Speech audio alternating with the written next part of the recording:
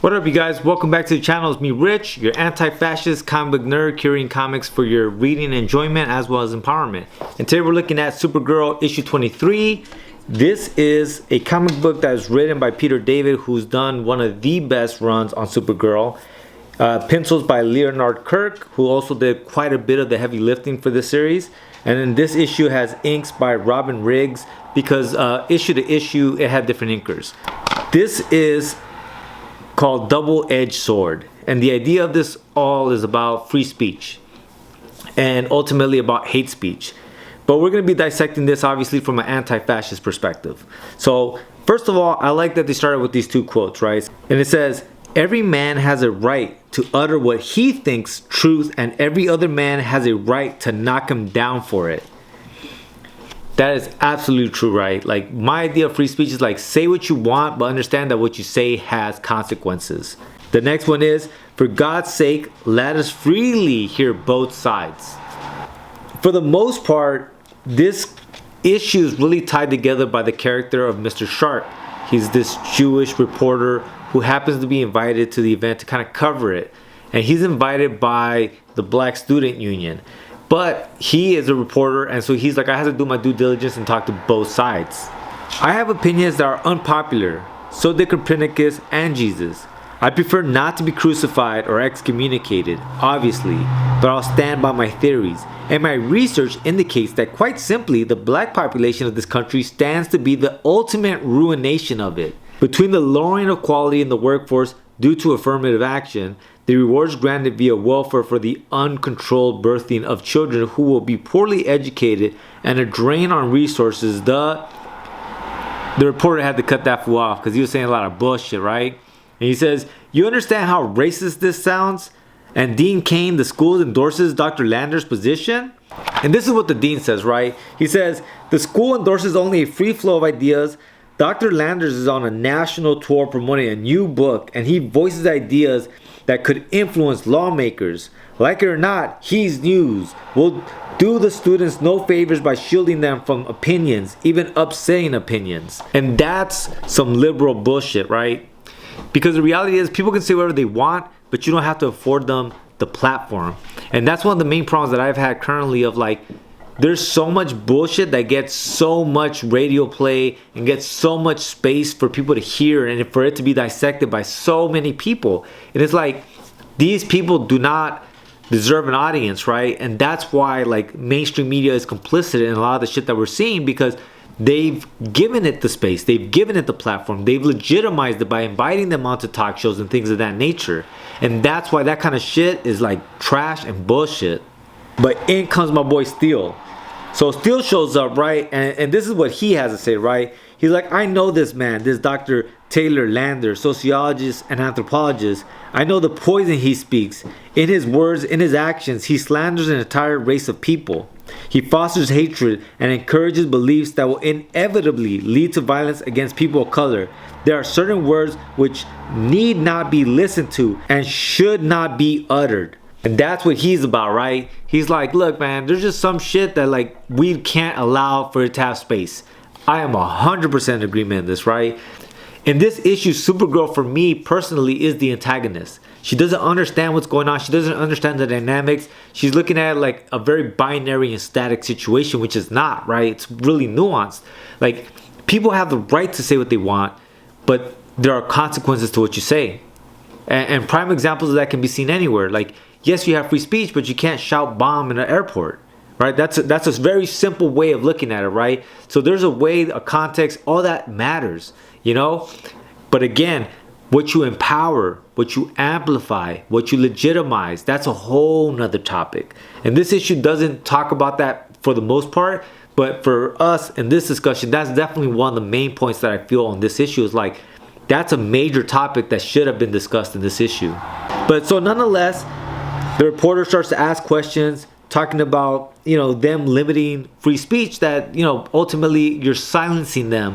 Had it not been for free speech, Martin Luther King Jr. would have never said anything, and so on and so forth, right? So he tries to correlate this idea that like everyone should be allowed to speak and say their piece, because we don't know where or when the next like cultural shift can come.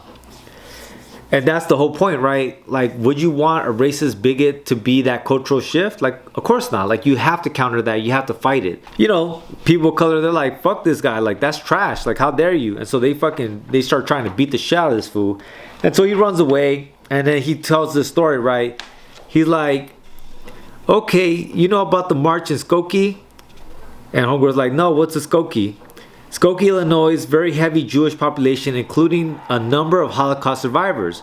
American Nazi Party decided that would be the perfect place to hold a rally. They did it because they wanted the attention that protests would bring. People tried to stop the rally, and the ACLU had to decide whose side they were on. Ultimately, they decided they had to defend the Nazis' right to march. The ACLU took a big hit, membership plummeted, and a number of people resigned from the board of directors. A lot of people felt that the ACLU did the wrong thing, that their mandate to protect civil liberties didn't extend to Nazis. People are not having it. And what I loved about this issue is that in this issue, you see that Steele's like, you know what we're going to do, bro? We're going to do some civil disobedience.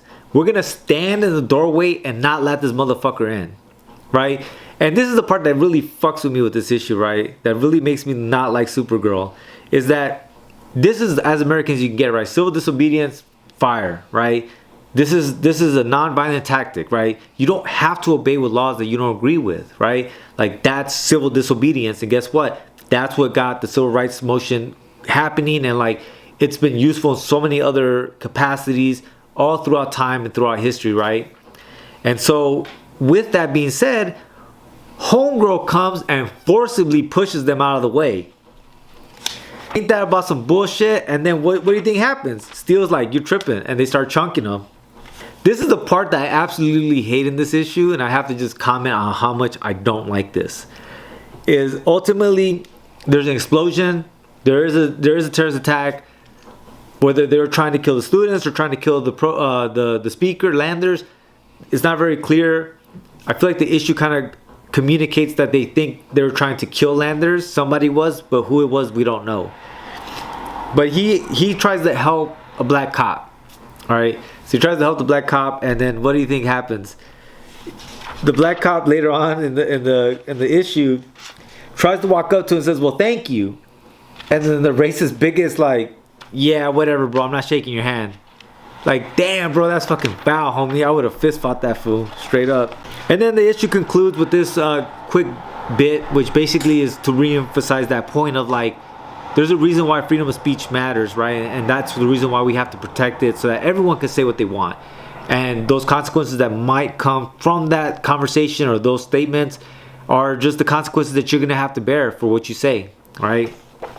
But it says here, a Jewish fellow walks in, he's like, "Excuse me, is it true your group is sponsoring an appearance by Dr. Mohammed Santos?" And then she's like, "Yes, one of the foremost thinkers of the Nation of Islam, a major proponent of black pride." And then the Jewish kid adds, "and a noted anti-Semite. He's an inspirational, dramatic speaker. It's not fair to single out one aspect of." The Jewish kid is like, "What's not fair is having this bigot at this campus, and the Stanofi Jewish Alliance isn't going to stand for this poison." And then she's like, "Oh man, do you believe that guy? Some people just don't get it."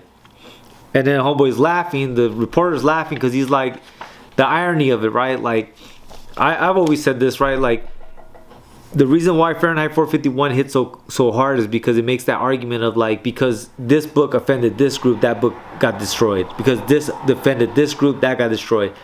The reality is that because we have freedom of speech, you have to assume that you're going to be offended from time to time. That's reality. But that's the other side of it, right?